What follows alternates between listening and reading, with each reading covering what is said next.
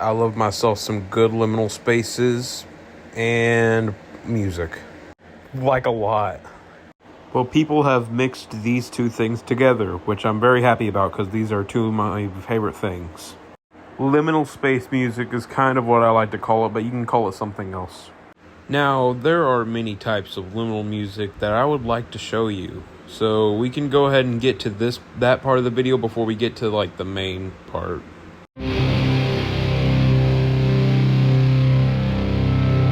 Now, do any of y'all listen to, well, metal music? Even if you do, chances are you have probably never heard of the subgenre of metal. Well, drone metal is what the name implies.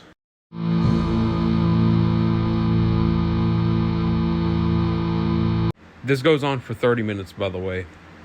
What they do is detune their guitar to an unholy level, kind of like this, and add as much distortion to your amp as possible.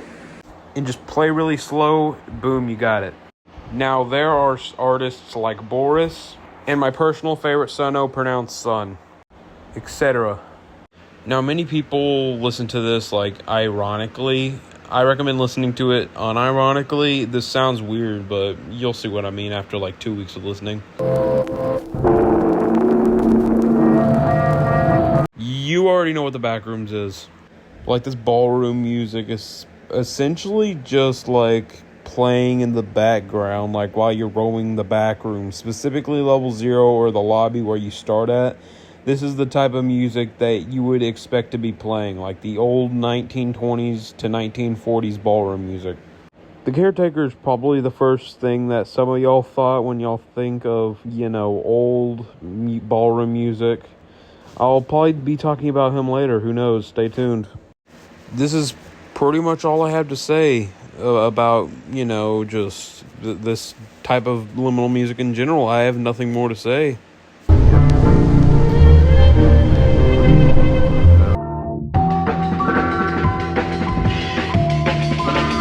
Some of y'all probably have, 90s, 2000s nostalgia watching this video.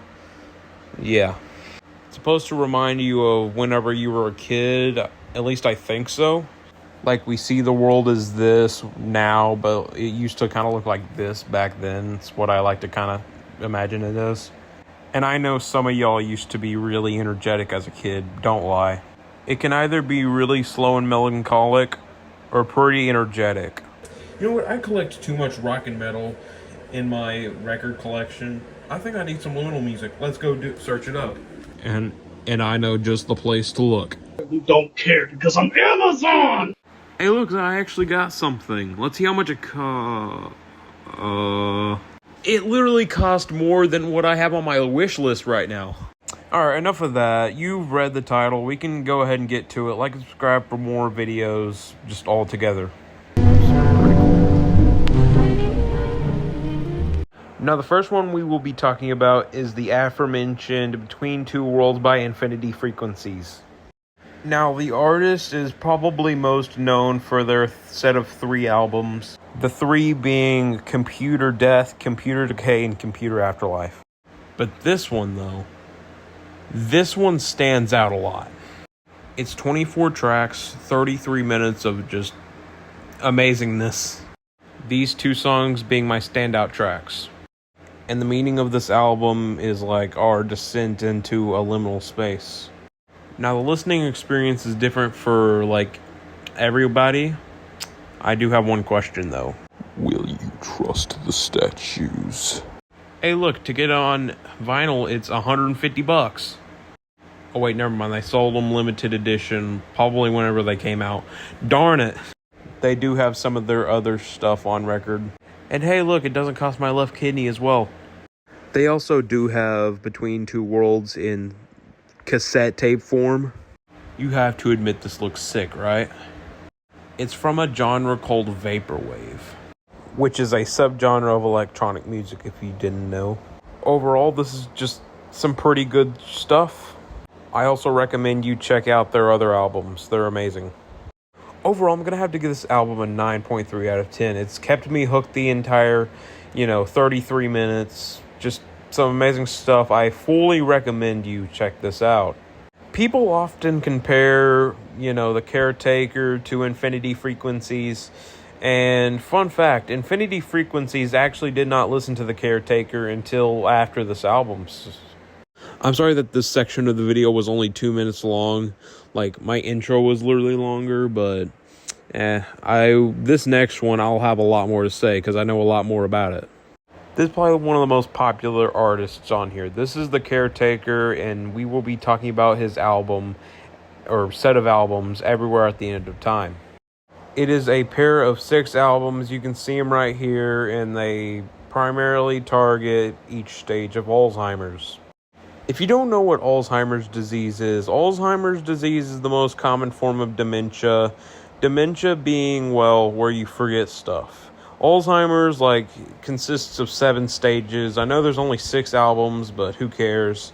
Each stage, you slowly forget to do stuff like communicate. You don't know how to use the bathroom. You don't know how to eat. You forget who you are. Just all this. I feel like a monster, so here's a compilation of people crying to the album.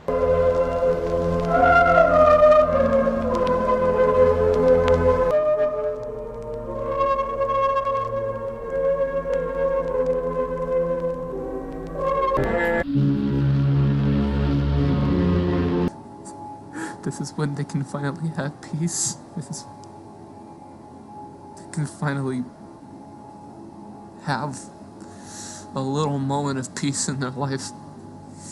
Yeah, these set of 6 albums have literally left people in an existential crisis.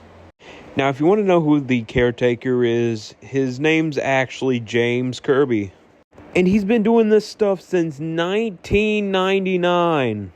This is his first album, Selected Memories from the Haunted Ballroom. Now, Everywhere at the End of Time follows our character, the Caretaker, who has Alzheimer's. Not the real person, thankfully.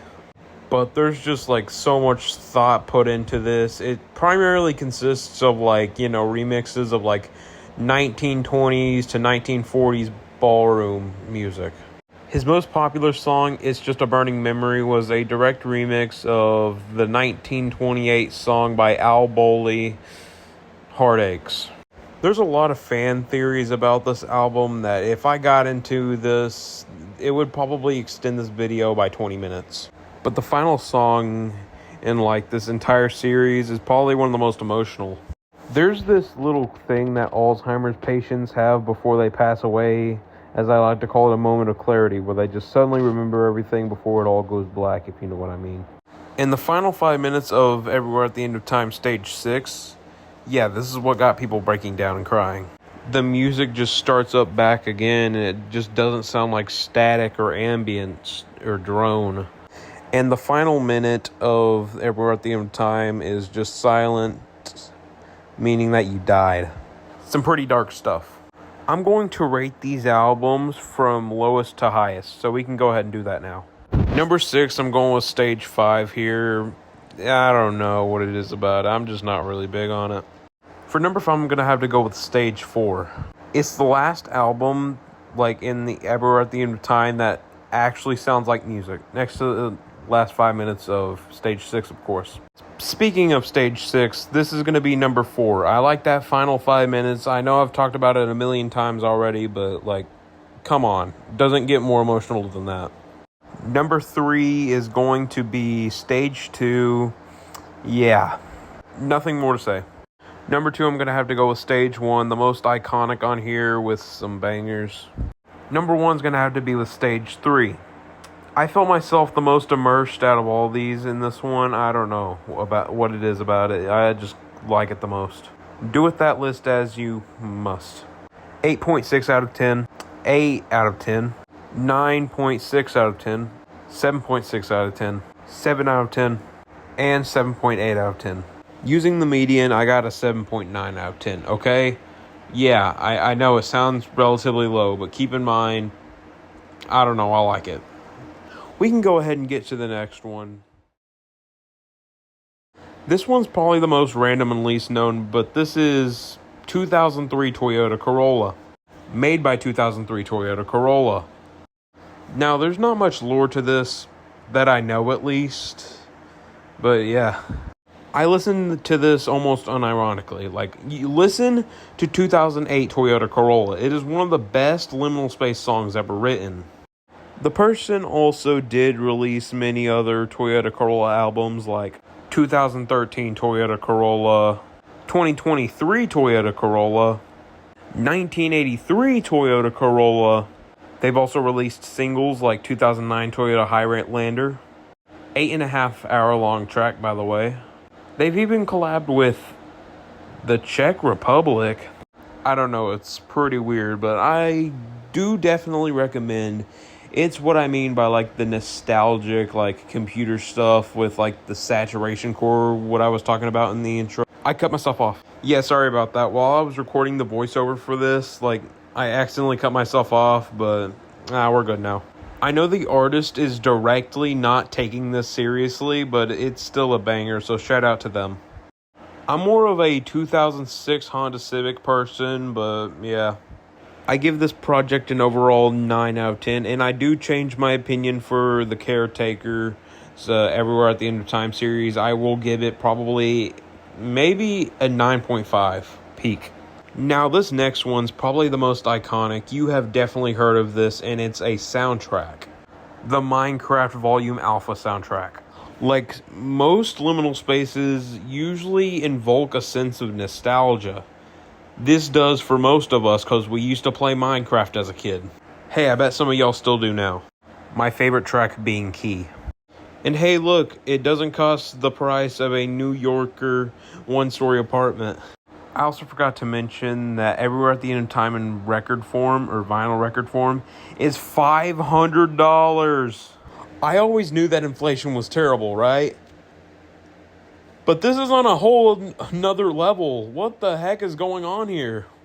I call this a liminal space record because it has nostalgia.